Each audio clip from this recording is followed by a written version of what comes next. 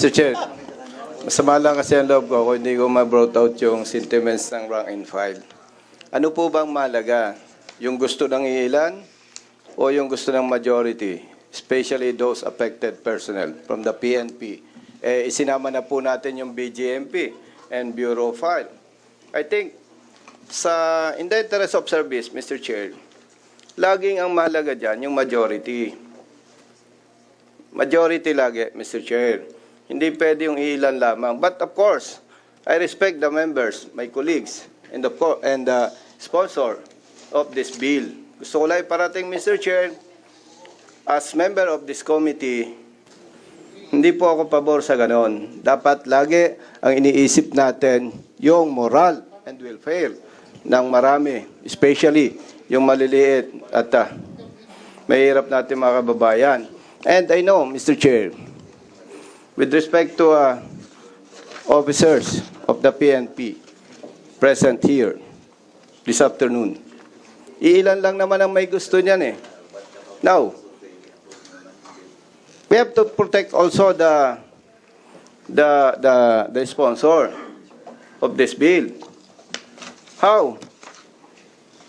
Malaki bang problema, Mr. Chair, kung hintayin natin yung tamang survey?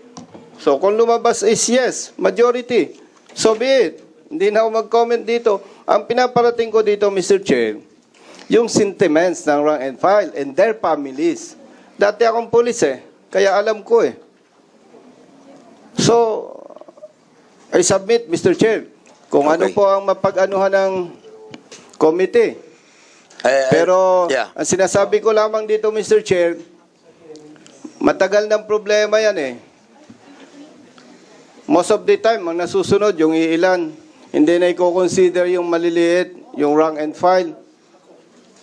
Alam ko yan, Mr. Chair. Okay. Dami nang ang kapalpakan sana, wag nating madaliin, Mr. Chair. Ang ano ko lang naman, Mr. Chair, is to conduct proper survey. Okay, para lumabas Congressman yung... Busita, with all due respect, Yes, Mr. Chair. Kasi sinasabi mo na minamadali natin. We are not. As a matter of fact, we have discussed this lengthily. In the last year pa natin to, pinag-usapan natin ng mahaba to. Nagkaroon pa tayo ng joint committee hearing with Chairman Salceda, with Congresswoman Perer, and Congressman si Tupas, and myself, in order to really dissect every provision of the MUP bill, wherein we have approved the retirement, compulsory retirement. And we have invited a lot of resource persons. And as a matter of fact, Congressman Busita, the House approved this compulsory retirement of 57. We approved in the plenary. And at the same time, the Senate approved it as well. Now, you are questioning the sentiments of the PNP organization. Yes. We have invited a lot of junior officers who are here today. So, basically, I think the thing that we have to do right now is to try to find out from themselves, kung ano talaga yung sentimiento ng ating mga junior officials. So, andito sila. Mr. Chair. Sino yung mga junior official na narito right now? Mr. Chair, if I may. Yes. Mr. Chair, galing ako sa PNP. Hindi magsasabi ng totoo yan. And we cannot consider na just because of 5 or 3, 5 or 10 present here, yun na ba ang boses ng more than, ilan General Acobo, sir, ang PNP personnel? We are 220,000 plus, sir. Oh, Congressman Busita, we respect. Yes, No. Listen, we respect your sentiment. Yes. Lahat naman po Mr. Chair. tayo. No, wait. Not my sentiments. No. This is your sentiment according to the sentiments of the junior officials of our PNP. We understand that. Actually, hindi lang naman po kayo nakakarinig ng ganyang mga sentimiento ng ating mga opisyales. Kahit ako. Marami rin sa mga opisyales na nagsasabi sa akin, ayaw nila. Totoo yun. But we are in this Congress, we are deliberating a measure, and this is being voted upon by the members of this committee. And after which, we bring this in the plenary. And the members are voting on it. And we have voted.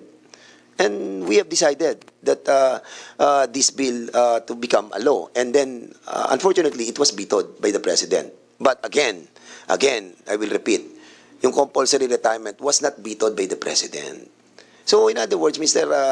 Busita, Congressman, Senator, nakikita ko yung sentimiento mo, naniniwala ako dyan. But we are in a democratic process that we have to follow what the committee and the plenary will decide upon on a measure. But now, sabi mo nga, ayaw mo natin Mr. pakinggan Chair. yung mga nandito kasi baka bias nga. That's the reason why we approved your motion directing the PNP to conduct a survey kahit na po aprubahan natin sa committee to. Why? Because pupunta pa na tayo sa plenary eh. And after which, nakita natin that the survey that was conducted by them, truly, honestly, no? And nakita natin talaga sentiments, then we put that in the plenary and find out that the sentiments of the totality of the PNP really is against the compulsory retirement. Mr. Chair. And that's the reason why we wanted to give credence to what you have moved a while ago. So with that, the chair would like to recognize Congressman Plaza. Yes, Mr. Chair. Actually, that's why I duly seconded the motion of Congressman Busita, simply because a survey is a survey for us to have a better understanding on what is really happening on the ground. Then, but at the end of the day, we go to the plenary and decide if we agree or approve with this. Because it's unfair that the armed forces of the Philippines is the retirement age is 57, and the PNP is just PNP, BJNP, and so on and so forth, would be at 56 years old. Well, in fact, during the 18th Congress, 59 pa nga yung suggest namin na ang retirement age, most especially, I think there's a law already that once the Chief of Staff is assigned before the age of 57, 3 years ang minimum tenure niya as Chief of Staff. Kasi ang nangyayari, meron po tayong 6 months lang head ng PNP, then palit na naman. Short term ang nangyayaring, here is Congressman Acop. Again, Congressman Busita, ang akin is really, I agree with you na my sentiments, but that's why nag-second ako, so that I can have a better understanding and I can decide better when the time comes. Thank you, Mr. Chair.